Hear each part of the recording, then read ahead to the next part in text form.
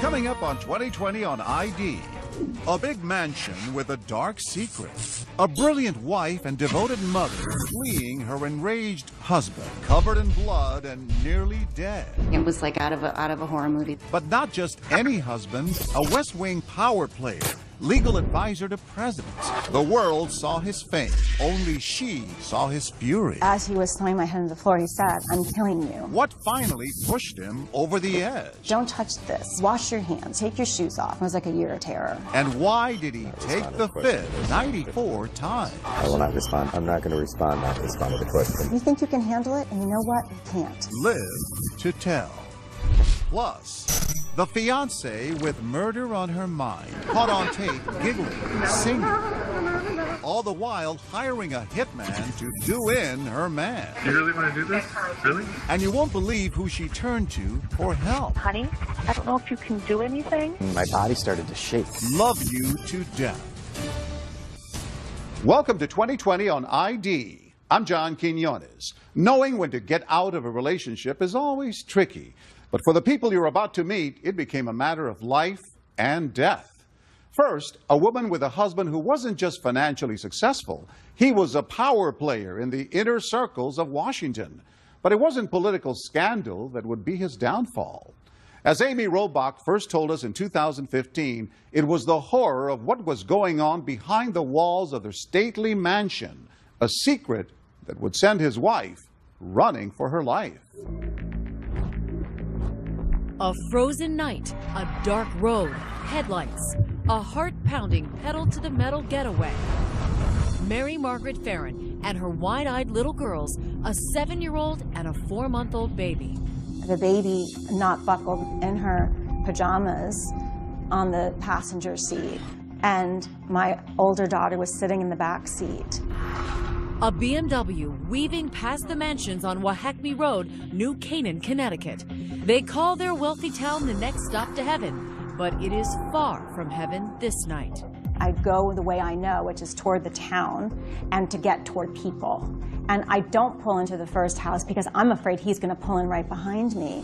Mary Margaret on the run from a brutal assault in her bedroom. The attacker, her husband, J. Michael Farron. It was horrific. I was covered in blood. What looked like a wonderful life vanishing behind them. I looked in the rearview mirror and I saw it was black, it was dark, so I knew he wasn't behind. And then I thought, okay, where do I go? Objects in that rearview mirror are stranger than they appear. A 12-year marriage to one of the most powerful men in Washington. A life of privilege and prestige. A $5 million mansion in New Canaan, one of the richest towns in America, with neighbors like Harry Connick Jr., singer Paul Simon, and scandal star Tony Goldwyn. All that is behind her now. Mary Margaret spent years after the attack living in hiding, fearing for her life. Now she's agreed to come out of the shadows for this first interview, ready to talk about the family secret that almost killed her. And tell me why you want to share your story. I think when the severity of abuse gets to where I ended up with, most women in that situation never get to speak out because they're dead. But I felt it was just critical to speak out and to caution women in terms of getting involved with someone who shows these abusive tendencies. The story of this nearly fatal marriage begins more than a dozen years earlier with Cherry Blossoms, a springtime romance in the nation's capital. I had just graduated from law school and moved to D.C. I had a job and I was going to be studying for the bar exam. Through a mutual friend, we met each other for dinner and we hit it off. We started dating pretty quickly and it was amazing. We had incredible conversations and we went running together and we would be out gardening at his house. I was drawn to him and I thought he was intriguing. I was captivated after some time. The captivating Mr. Farron is a Washington power player, an attorney with an impressive resume. This guy is a serious lawyer.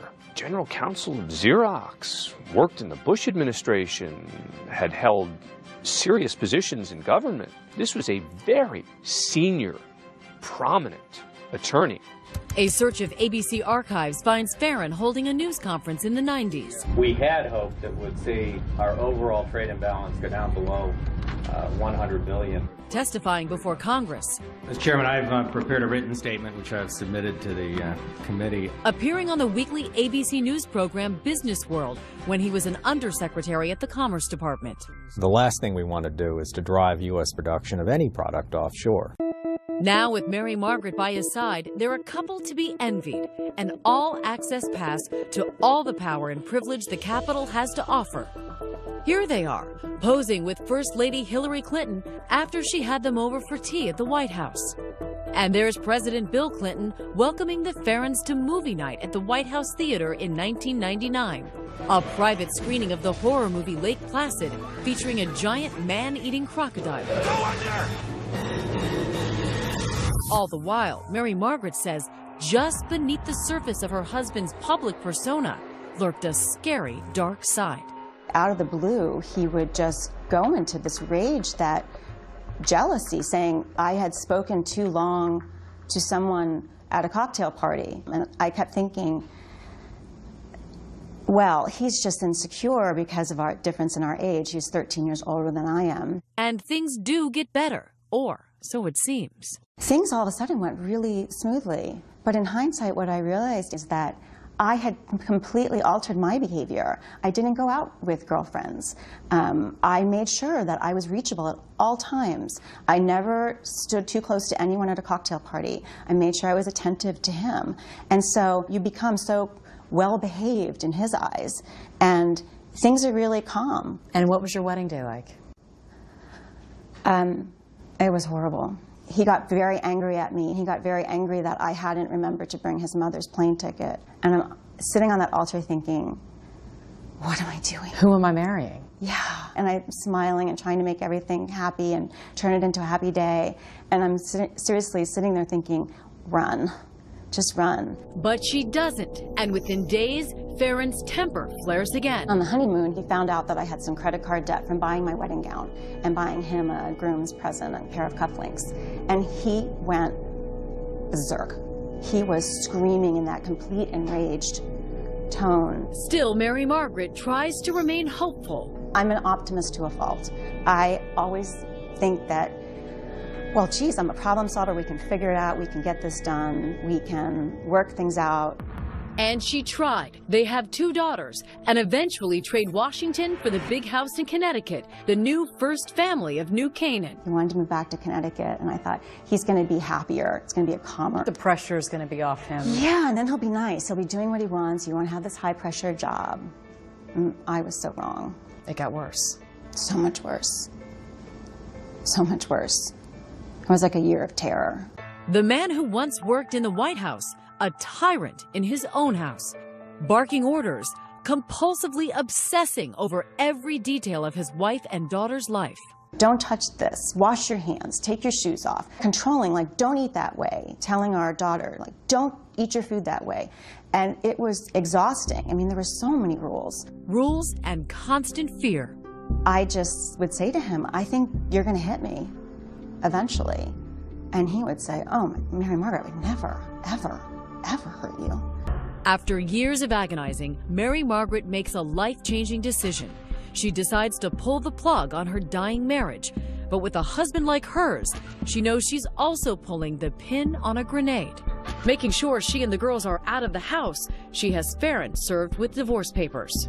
Were you nervous about doing that? I was terrified. I was so scared. And I made sure our older daughter was at school, and I took the baby and went to another mom's house, and while he got served. Did he know it was coming? Did he have any idea? He did not know. And what was his reaction? He called me and he said, are you going to come home so we can discuss this? And I was crying on the phone, and I said, I'm scared to come home. And I said, is it safe for me to come home? And he said, yes. When we come back, Mary Margaret and the girls come home. And then you go into the master bedroom? And what happens? Stay with us.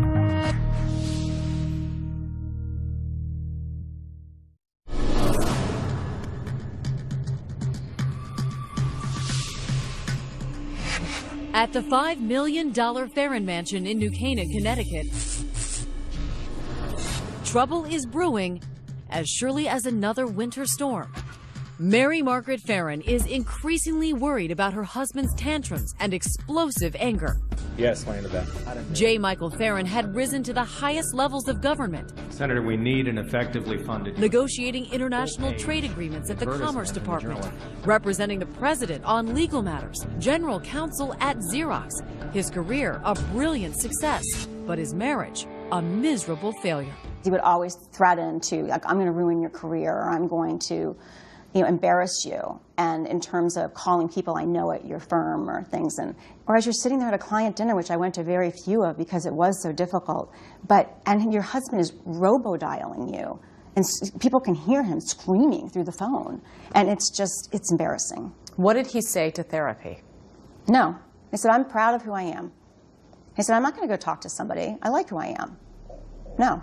What was the final straw where you said, that's it, I have to file divorce papers? Our older daughter was growing up and challenging him, but then also feeling his rage, starting to see her take the same strategies that I would to avoid triggering his rage, just broke my heart. After she has him served with divorce papers, Farron talks Mary Margaret into coming home with the girls. I did fear that he would slap me or push me or do something. You didn't think your life was going to be in danger? I thought I could manage it. But she has an escape plan. I know that when you went back home, you were strategic. You thought, just in case things don't go well, you put your keys in your car. I did. I thought he would fly into a rage, and I did not want to have the children there during that, if that happened, and I wanted to be able to leave quickly. The divorce ignites J. Michael Farron. 2 nights later, he attacks. You put the children to bed, your baby in her crib, and then you go into the master bedroom, and he's there in his pajamas? Yes. And what happens? He came at me. He put his hands out, and he put his hands around my neck, tackled me to the floor, and started slamming my head into the floor while he was strangling me. He's punching me, ripping out my hair. I mean, I felt like I was being scalped. As he was slamming my head into the floor, he said, I'm killing you. With his children just down the hall in their beds, the former deputy counsel to the President of the United States then begins clubbing his wife with a metal flashlight. And I thought, I'm dying. And then I was thinking, I've got to hold it together. I have to stay conscious so I can save the girls. I have to get help here. Mary Margaret pleads with her husband. His reaction is icy. I said, Mike, we can work this out. Please stop, we can work this out. And he said in this very cold, steady voice, you're just saying that because you're scared. And he continued to beat me with a flashlight. And at that moment, I realized this isn't going to end except when I'm dead. I mean, there was no way you could get free. He was so goal-oriented and so purposeful. And so calm, it sounds like. Yeah, and that's what made it so chilling. And then I'm laying on the floor and falling into unconsciousness again. And he says he's going to the kitchen to get a knife, to kill himself, is what he said. And I thought, life is probably meant for me. Then and there, Mary Margaret, nearly blinded by blood, decides to save herself and her girls. By the grace of God or angels, I just popped up and I ran to our daughter's room and I said, to the car right now, Daddy's trying to kill me. You got the baby. I got the baby, I held her like a football under my arm, and I went down the back stairs, like tripping all the way. They make it to the car. Thank God those keys were there. Thank God.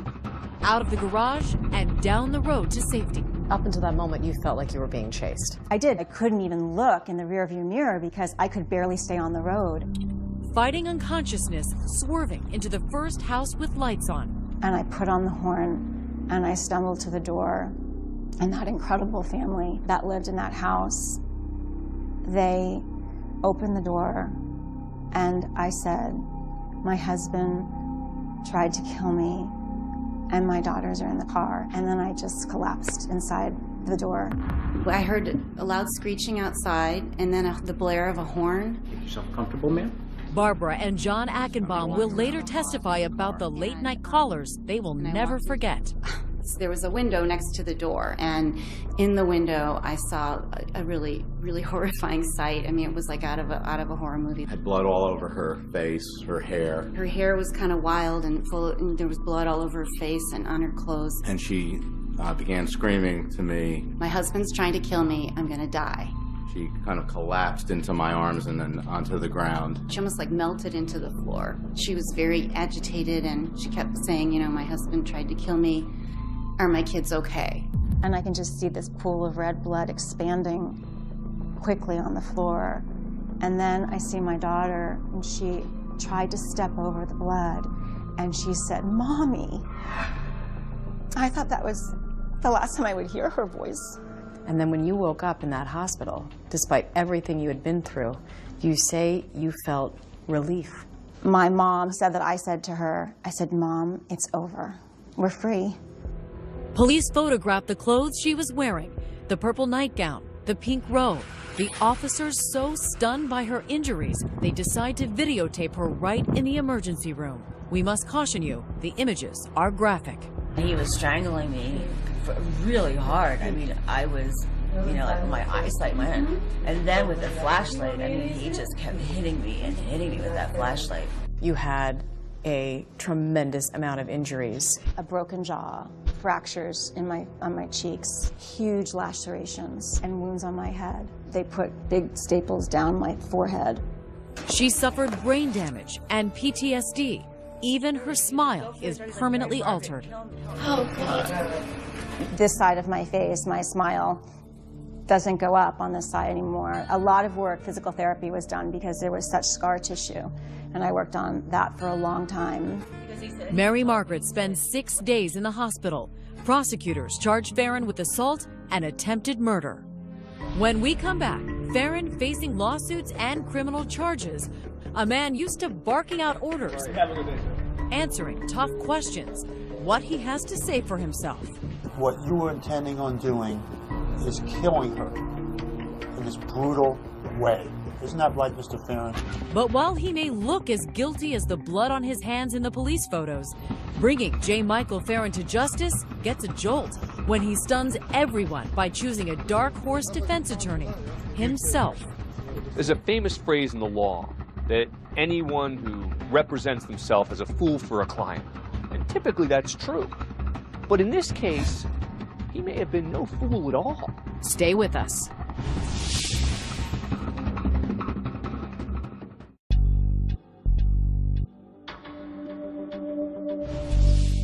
The Farron Mansion in New Canaan, Connecticut stands vacant, an empty monument to a marriage and a lifestyle that seemed charmed until it all ended in violence. The family gone, the secrets out. Now to the former White House lawyer charged with trying to kill his wife, Michael Farron. Return to that former White House lawyer charged with trying to murder his wife. That high-powered lawyer is facing criminal charges of attempted murder and first-degree assault. Mary Margaret Farron is in hiding with their daughters, one 7, the other just an infant, recovering from a terrible beating from her husband, as she tells police the night of the attack, afraid he'll come back to finish the job. I'm convinced if he gets out, he's gonna try to kill me and the girls. Her abuser, her husband, is not hiding. He's not even in jail, out on $750,000 bond. The lifelong Washington bureaucrat now causing gridlock in the legal proceedings against him for 5 long years. It was absolutely terrifying. My older daughter, she just was so worried I was going to be killed. We lived in hiding. Farron, the Clarence Darrow of delay, filing motions, winning continuances, provoking an astonishing 68 court appearances, slowing not only the criminal case against him, but also a civil lawsuit brought by his now ex-wife, Mary Margaret, suing him over the terrible beating he had given her. I have lasting injuries from the attack. I was a super high-functioning lawyer who managed so much, and now I have to write everything down that I need to do through the day. I forget where I'm supposed to be. I have an incredible, I kind of fall to pieces when I have to do too many things at once, and to the point of tears, and I get easily, you know, overwhelmed. And so there's very lasting effects. How difficult was it for Mary Margaret to have this drawn out for years and years and years? It was torture for her. Farron becomes a regular at the Stamford courthouse. You too, Marshal. Good to see you. Hobnobbing with marshals and journalists. Do you want to have anything to say this morning? Thank you. It's good to see you, John. Acting more like a defense attorney than a defendant. As they prepare their civil lawsuit, Mary Margaret's attorneys videotape a deposition with the dapper former White House operative. I'm going to show you a picture which we're going to mark as Exhibit 3, and that's a picture of your wife, Mary Margaret Farron, isn't it? I'm not going to respond based upon my attorney's advice. But under hours of questioning, Farron, still facing an eventual criminal trial, takes the fifth. I will not respond. I'm not going to respond. I will not respond to not respond to the question. 94 times. What we see in that picture, that was caused by what you did to her, isn't that right? I'm not going to respond based upon my Fifth Amendment rights. Farron later fires his lawyers, deciding to defend himself, but then doesn't show up for the civil trial. This is a case being presented by one side, with a jury there, with no one on the other side. Farron sends a bizarre message to the court, claiming he's been involuntarily committed for psychiatric treatment. He never intended on winning. He just wanted to game the system and get delays. The trial goes on without him, the jury punishing Farron with a $28 million verdict. Then, nearly 5 years after the attack, the criminal trial. And another surprise. Farron telling the judge he is suicidal and can't bear the strain of attending this trial either. Notice Mr. Farron is not with us here today in the courtroom. And the second trial marches along with a missing defendant. Mr. Farron may be absent. Let's go. Call your first witness, please. Mary Margaret Farron. But his brave ex-wife finding the courage to revisit the worst night of her life. He was on top of me, and he was squeezing my neck, strangling me, and slamming my head into the floor. What was it like to take the stand and testify? It's always hard to relive it, and it's still like, you would hope it would dull over time, but it doesn't.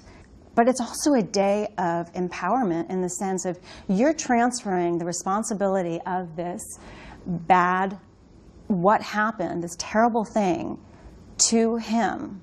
And it is a day to speak out. Stern, I want to show you some markers dated Exhibit 37 for identification. The peak moment of excruciating drama, she peers into an evidence bag. You see the horror in her eyes. That's the flashlight Mr. Farron, the defendant, used to beat me. Good afternoon, Your Honor. Good afternoon, all. You may be seated. It doesn't take the jury long, just a day. All right, gentlemen, I've received a note from the jury. We have reached a verdict. Farron, like it or not, ordered into court on Judgment Day, forced to listen to the verdict.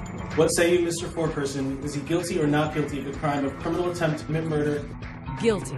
The court is now adjourned. What was it like when the verdict came down?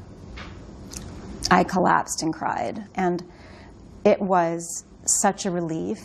At sentencing, Judge Richard Comerford gives Farron 15 years and a tongue lashing. He is being sentenced for the horrific act that occurred here.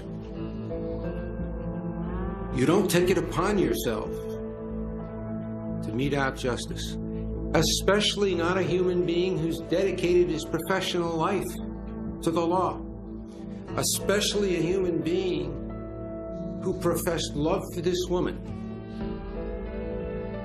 and for his children. The judge orders Farron is never to see his daughters again. All right. If he serves his full sentence, he'll be nearly 80 years old when he's released. Is 15 years just punishment for what he did? No. I don't see how you put a time frame on something as atrocious and egregious. And he's never apologized for what he's done. No. Farron is appealing his criminal conviction and the civil judgment against him. My daughter has asked me, why did Daddy try to kill you? And this was right after it happened, a couple months later, and I said, I don't think I'll ever have a full answer to that. He didn't just snap. No, he definitely did not just snap. It was very purposeful. Do you feel safe now, today? I do. Mary Margaret has a mission now, telling women don't ignore the warning signs. When you're a young woman and you meet this charismatic guy who's so charming and just adores you, but he shows that jealous rage, you know what? Think about what your life is going to be like. And you think you can handle it, and you know what? You can't. If something doesn't seem right when you're with someone initially, listen to yourself. There's a quote that says, when someone shows you who they are, believe them.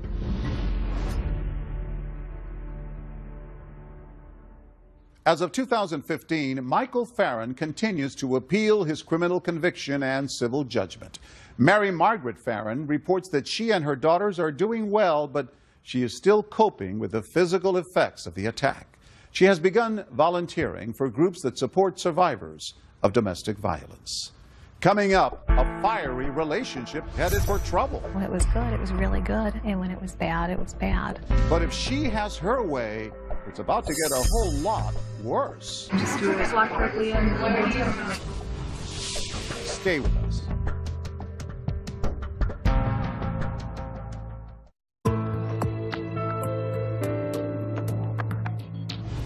Jessica Strom fell hard for her fiancé, but when the relationship fell apart, she didn't just want him out of her life, she wanted him dead.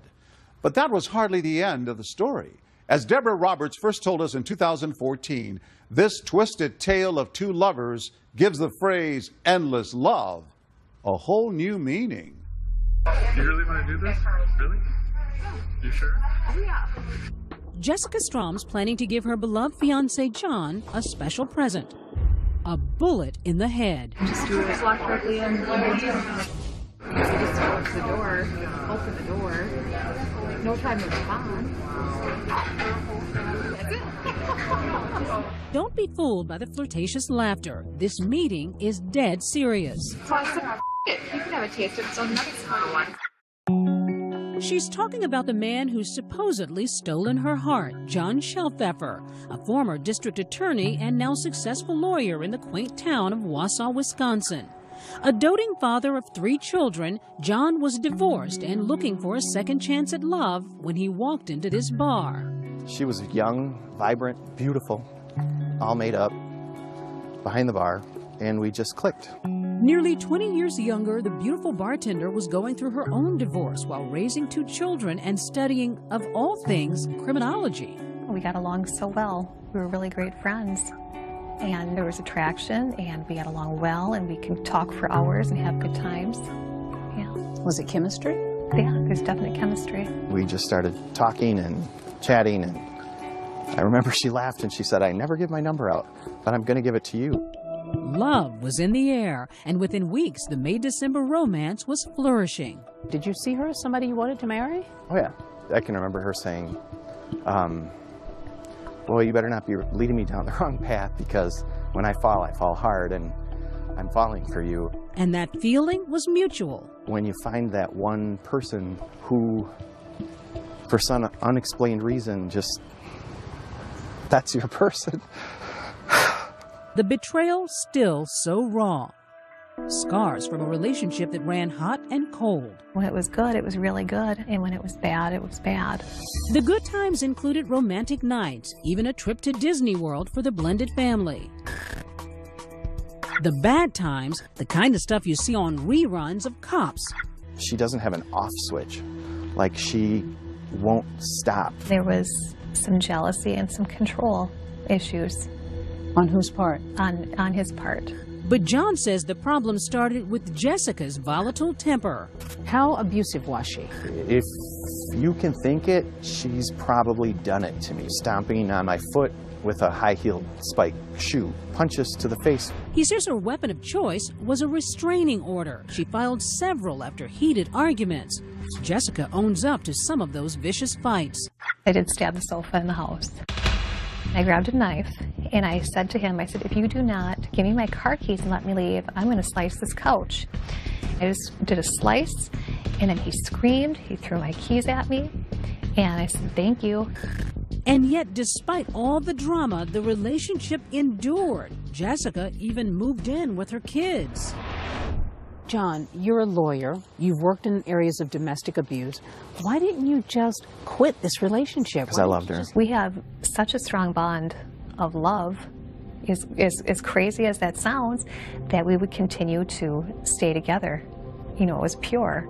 Pure, maybe. Bizarre, definitely. After yet another restraining order hearing, a smitten John actually popped the question to Jessica in front of the judge. He proposed to me on his knee at a court hearing. And a court hearing? He had a restraining order I had filed. And you had filed a restraining order against him? Yes. Did it never occur to you that this isn't normal? I'm what with my feelings, you know, and he was always there for me. You've got one person who, this is not my fault. This is because of you. This is because of you that I'm doing this. Then you've got another person who is an internalizer. This is my fault. This is my responsibility. I'll take care of this. It's a perfect, like, positive-negative match from a battery perspective because you've got this, like, connection. It's a perfect fit. The start and stop love affair went on for 6 years until Jessica decided she'd rather plan John's funeral than a wedding. Her chosen hitman, a former classmate from, get this, a criminal justice class she'd just taken. After initially turning Jessica down flat, the man we'll call Alex goes to police. Enter Wausau detective Jennifer Holtz, who took us back to where that first conversation went down. They sat here and she sprang it on him. Would you kill somebody? Right. Would you ever consider killing someone? And he said no. Was he completely blown away by the proposition? Did he say? I think he was, yeah. As of course, he had gone through criminal justice courses with her. But police needed proof that it was a serious murder-for-hire plan. We had him call her, and he said, hey, I wanted to talk to you about last night. Well, I just kind of wanted to talk about what we had talked about yesterday a little bit, because Oh, no. Yeah, okay, that's okay. Yeah, I figured you wouldn't want to. This was something she didn't want to discuss on the phone. That was a red flag to us that, okay, this is real. A serious threat. Right. On the call, the two make a plan to meet later that night at this diner in downtown Wausau to discuss the plot face-to-face. So this is where they came for the sting? Correct. And where did they sit? And we have them set up in a booth right here. That's Detective Holtz on the video, angling the secret recording device just so, minutes before Jessica arrives. I didn't know if you wanted to order something or not. And the sting is on. So how's it going? Cold. I know. After some small talk about Wisconsin's winter weather, it's down to the murderous business at hand. Okay, well, I'm listening. I don't know if you're willing to take the amount of money that I want to do this. Probably not, because I told you half that amount. Probably not. If you say like $50,000, I would half that. Could you do 25? No. You can do it for 1,000. For how much? 1,000? I think so. She offered up $1,000, and she leaned into him flirtatiously, and then also offered sex. Could she really have been serious? I think in her mind that she thought that $1,000 and sex was going to be good enough for him. She goes even further, happily detailing how to get the job done. After your day, Ah. he will expect you, or whoever Uh-huh. Oh, that's a good idea. Yeah. And then you're Just like that. so I would draw you pictures. She's giddy, even singing while digging out a pen and paper to draw her hitman a map. Dory Gold here is here. This is his home office right here, directly connected to the garage. And while he's sitting there, then you can just do it. We told him give her an out. In fact, he asked her that several times. Are you serious? Are you sure about this? And he even asked her, you know, if you're in a bad relationship, why don't you just leave? I keep thinking, you can just walk away from this. I'm gonna walk satisfied. I'm gonna be satisfied. I'm gonna quit. That is true love. One twisted brand of true love. When we return, Jessica has some explaining to do. I can't see anything. I was getting taken completely out of context. And guess who she'll turn to for help? Honey, I don't know if you can do anything. And then my body started to shake. You've got to hear this.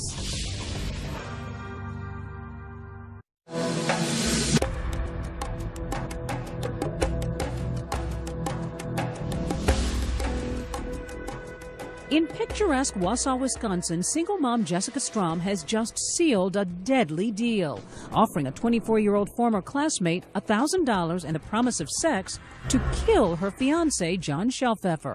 Sounds so easy. No. Is anything on you before it's like crazy? I had nothing on me. And she's thought of everything, including what she'll do after the hit job if suspicion turns to her. So when they go looking for someone who did this, they're going to be looking to locate you. Oh, yeah. And what are you going to say? Just... That's what... Is she for real? When you saw the tapes, was there any doubt in your mind that this was a full-fledged plot to kill her fiancé? Absolutely not. We watched it at our office, and we were all just completely floored by the context of the conversation and her demeanor. Detective Jennifer Holtz had seen enough and confronted Jessica at her house with her kids asleep upstairs. When the police showed up at your home, what did you make of that? I was half asleep on my couch. I had no idea they were there for that at all. It's 11 p.m.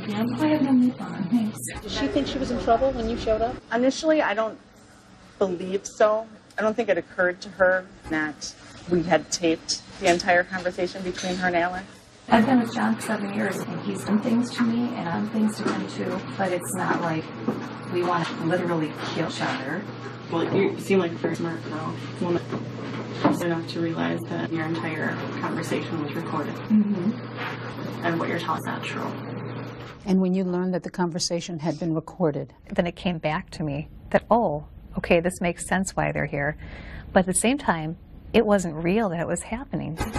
Jessica tells investigators she thought the meeting with Alex was about something much more mundane, murder, saying she was hoping her tech-savvy former classmate could help her sort out Wi-Fi problems. I asked him, you know, can you help me with this internet? And he's like, oh, sure. How did the idea of killing John even come into the conversation? He was frustrating me that earlier that week. But I do know that I said something like, well, you could kill him if you wanted to. But I've seen the tape, and nowhere on there do you talk about the internet. It was all talked about before, and that's what I had believed. That's why I was meeting him for. So you're saying this was all a big misunderstanding? Yes, yes. Even though you offered money to someone, gave your fiancé's schedule, drew a map of his house. Yeah, he knew it wasn't serious. Certainly, you're not joking when you begin to draw maps and make comments about how now your fingerprints are on this map. Never. I love that man, and I would not kill him. No. But yet you're asking this guy to do it. I know, it sounds so bad. What did you think about the idea that she wanted to have you killed? At first, I didn't believe it. I thought it was a joke. And then my body started to shake. After he calmed down, John watched this video of his soulmate plotting to end his life. Take 3 minutes. What do you feel when you look at that tape of yourself? I feel taken advantage of. You feel taken advantage of? I feel taken advantage of. I Even really though do. you're the one who's leading him. He actually led to the conclusion of it all. He's carrying on the conversation.